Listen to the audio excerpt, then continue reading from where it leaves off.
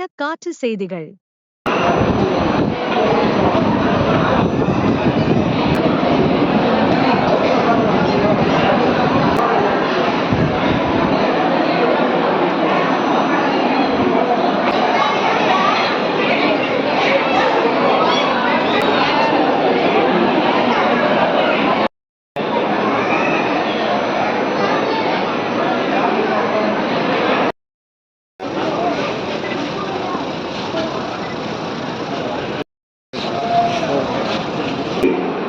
தமிழ்நாடு அரசின் சார்பாக பெண்களுக்கு பல்வேறு நலத்திட்ட உதவிகள் வழங்கப்படுகின்றன.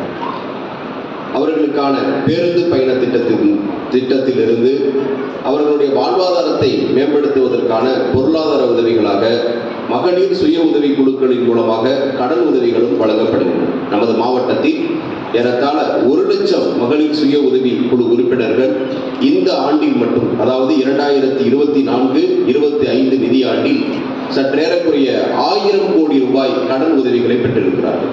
இந்த 1000 கோடி ரூபாய் கடன் உதவி என்பது அவர்களுக்கான கடனாக வழங்கப்படுவதை விட மிக முக்கியமானது. அவர்களுக்கு தொழில் பயிற்சிகளை வழங்கி புதிய தொழில் தொடங்குவதற்குரிய வாய்ப்புகளை உருவாக்கி அந்த கடன் வழங்கப்படுகிறது என்பதுதான் மிக முக்கியமானது. பெண்களுக்கான எவ்வளவோ முன்னேற்றங்கள், அவர்களுக்கான சுதந்திரங்கள், வாய்ப்புகள் இருந்தாலும் பெண்களுக்கான உண்மையான விடுதலை என்பது அவர்கள் அடையக்கூடிய பொருளாதார விடுதலை தான்.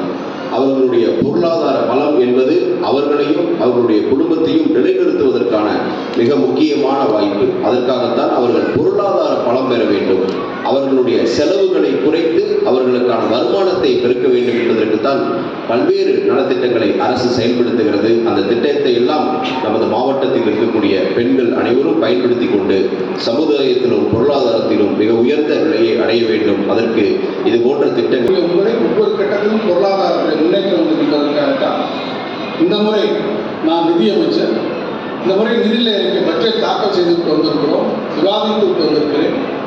இந்த முறை அடுத்த கட்டத்துக்கு நிகழ்த்துவதற்கு தமிழ்நாட்டினுடைய மாண்பு முதலமைச்சர் சொல்லியிருக்கிறார்கள்.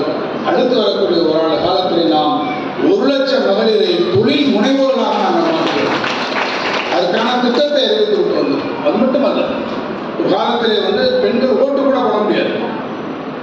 இப்போ நீங்கள் எல்லாம் ஓட்டு போடுறீங்க. ஒரு காலத்தில் ஓட்டு போடுறதுக்கு பெண்களுக்கு உரிமை கிடையாது, படிக்கிறதுக்கு உரிமை இல்லாத ஒரு காலம் போய் அடுப்பதற்குரிய பெண்களுக்கெல்லாம் படிப்பதற்கு என்று கேட்டார்கள். அதை மீறி நீங்கள் நிறைய பேர் படித்தவர்கள் நான் சொன்னதை போல மிகப்பெரிய சட்டங்கள் செய்யணும், பட்டங்களாகவும் பாரினில் பெண்கள் படைக்க வந்தோம் என்பதை போல நீங்கள் பெரிய அளவில் வந்திருக்கீங்க.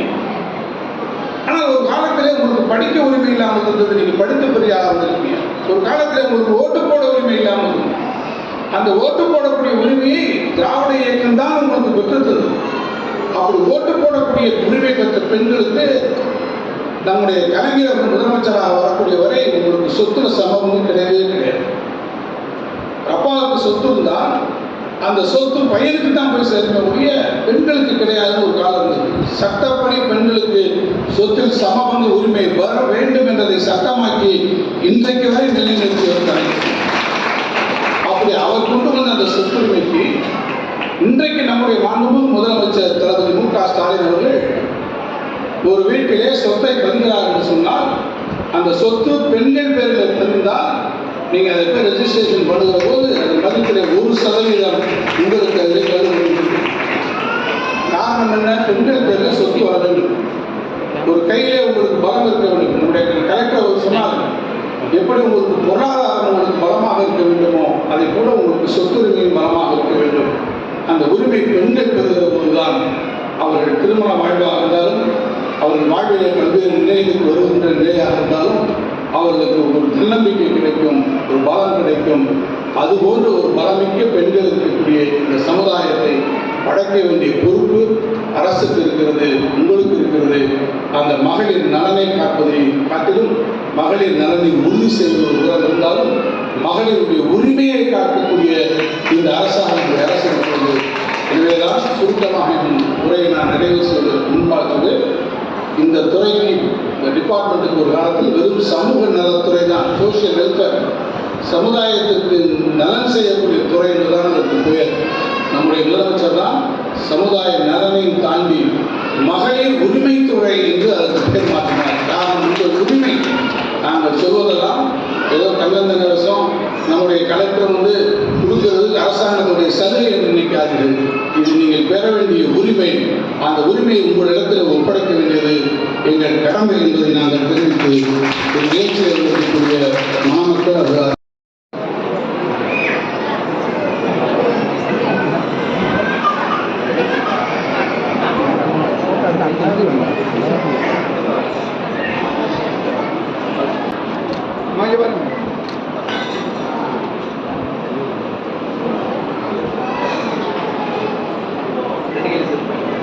Gracias.